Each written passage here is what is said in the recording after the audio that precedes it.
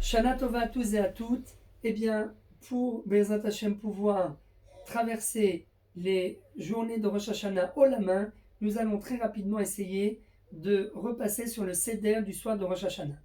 Alors ce Seder, d'abord une première chose, il faut savoir qu'il y a une controverse à savoir, est-ce qu'il vaut mieux le faire avant le Motzi ou après le Motzi. Certains ont l'habitude, une fois qu'ils ont fait le Kiddush, sur du vin bien sûr, et qu'ils ont fait la bracha de Mekadesh Israël Veyom Hazikaron et Sheikh Yanou, eh bien, tout de suite après, ils passent au Seder. Le problème de cette approche, eh bien, c'est que il faut faire attention de ne pas manger 30 grammes de fruits. Parce que si on mange 30 grammes de fruits, eh bien, on entre dans un safek de bracha acharona. Et donc, c'est pour cela qu'il vaut mieux repousser le Seder après le Motzi. Et donc, au final, l'ordre doit être le kidouche, le motzi comme d'habitude, et après le motzi, au lieu de passer aux salades ou aux poissons, eh bien là, on attaque directement le seder de Rosh Hashanah. Alors, comment faire? Eh bien, dans l'ordre, très, très rapidement et très simplement, à partir du moment où on fait le seder après le motzi, on ne pourra faire que la bracha de Boré Peri Haetz. On ne pourra pas faire la bracha de Boré Peri Adama, puisque tous les aliments qui proviennent de la terre seront tous cuits, et à partir du moment où ils sont cuits, eh bien,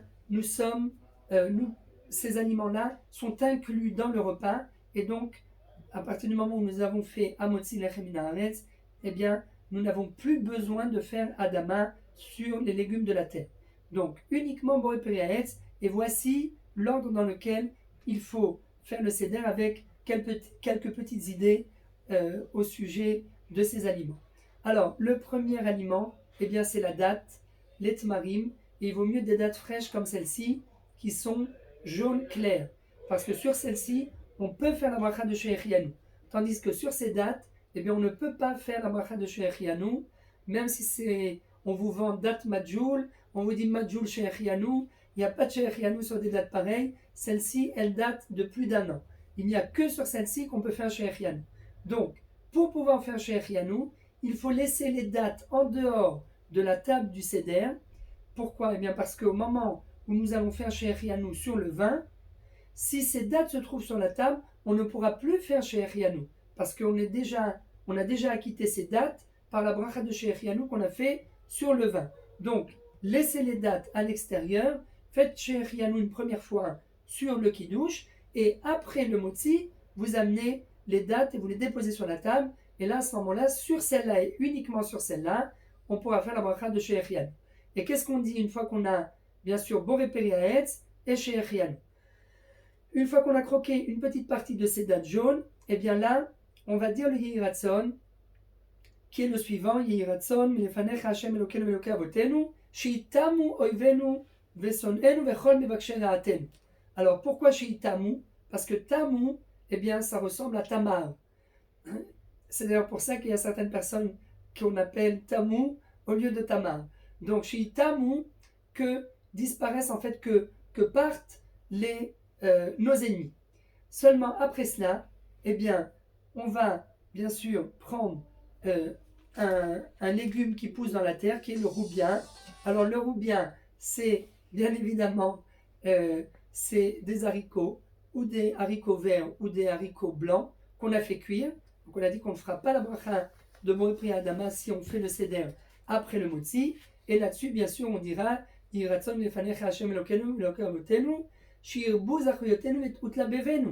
que nos mérites soient multipliés en cette nouvelle année. Après cela, eh bien, nous allons prendre le karti. Le karti qui est le poireau. Et sur le poireau, eh bien, nous allons dire une bracha qui est en fait la même bracha a priori que celle qu'on a dit sur les dates, mais là, au lieu de dire Sheitamu oivenu vesonenu vechol mevaksher ra'atenu, là, on va dire Sheikartu oivenu vesonenu vechol mevaksher ra'atenu. Alors, Sheikartu, ça vient du mot karti. Alors, quelle différence y a-t-il entre Sheitamu et Sheikartu? Eh bien, nous disent les sages de la Kabbalah, puisque ce seder, c'est le seder dans l'ordre d'après le Harizal, le Hari HaKadosh. Quand on dit Sheitamu, c'est on fait allusion aux ennemis d'en bas. Lorsqu'on dit Sheikartu, on fait allusion aux ennemis d'en haut. Voilà, au moins comme ça vous vous souviendrez, entre la date et le poireau, la date pour les ennemis d'en bas, tous les ennemis auxquels on peut penser, et les ennemis d'en haut, eh bien c'est le poireau. Pourquoi les ennemis d'en haut? Eh bien parce que parfois, il y a des anges accusateurs qui essayent de nous faire plonger, qui essayent de nous accuser, et donc en ce premier repas de Rosh Hashanah, eh bien il faut éliminer totalement les accusateurs. Quatrième siman, eh bien c'est le salka. Salka, c'est de la blette ou bien des épinards. Et là, on va prononcer le Yiratzon qui dit Shistalku oivenu vesonenu vechol mevakshel haatem. C'est à chaque fois la même chose. C'est pratiquement la même phrase, mais une fois c'est Sheitamu, une fois Sheikartu et une fois Sheistalku. Alors à qui on fait allusion lorsqu'on dit Sheistalku? Eh bien on fait allusion malheureusement au Chaz Shalom, aux mauvaises âmes qu'on aurait pu créer par nos fautes en versant Chaz Shalom de la semence en vin. Et bien là, cette semence en quelque sorte est en haut et parfois elle peut elle aussi nous accuser. Il faut venir en ce premier soir de Rosh Hashanah et prier à Akadosh Baruch Hu, Sheistalku, qu'ils se retirent et que leurs accusations n'aboutissent pas, et de cette façon-là, eh bien qu'ils puissent revenir à leur source normalement. Après cela, nous avons la courge ou la courgette. Donc bien sûr, tous ces aliments, il faut les faire cuire. Donc la courge ou la courgette, et là, à ce moment-là, le Yiratzon qu'on va dire, eh bien c'est Shetikra Roa Gzar Dinenu Veikaru Lefanecha Zachuyoten. Alors, il faut avoir l'intention, bien sûr, de déchirer les mauvais décrets, qu'Akadosh Baruch Hu annule tout mauvais décret, et que nous puissions, Be'ezrat Hashem, que nos mérites puissent apparaître devant Akadosh Baruch Hu. Sixième fruit, eh bien, sixième étape de ce seder, la grenade, le rimon, et bien sûr, comme nous savons tous, eh bien, pour le rimon, on dit Shenye Meleim Mitzvot Karimon, que nous soyons pleins de mitzvot comme le rimon. Après cela, la tête d'agneau, sur laquelle on va dire Shenye les roches vélo les anaves. Et enfin, la pomme avec le miel, la pomme qu'on trempe dans le miel, pour que ce soit en quelque sorte Shetitradesh Alenu Shana Tova ou Metuka. Voilà, Be'ezrat Hashem, comme nous dit le Chokhmat Shlomo sur le Shulchan Aruch,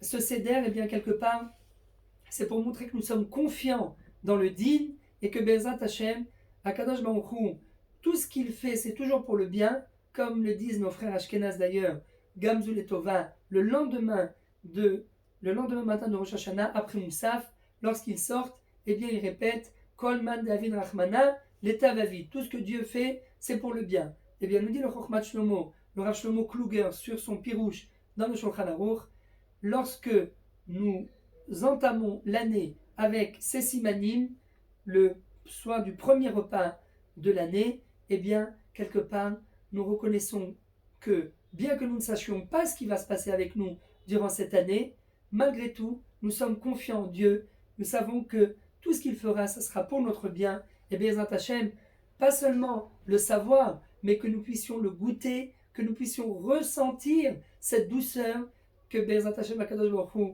nous prépare pour cette nouvelle année, et que ce soit une Shana Tova ou Metuka, Tikatvu Vetechatmu Lealtan, Reim Tovim Shalom, Shana Tova.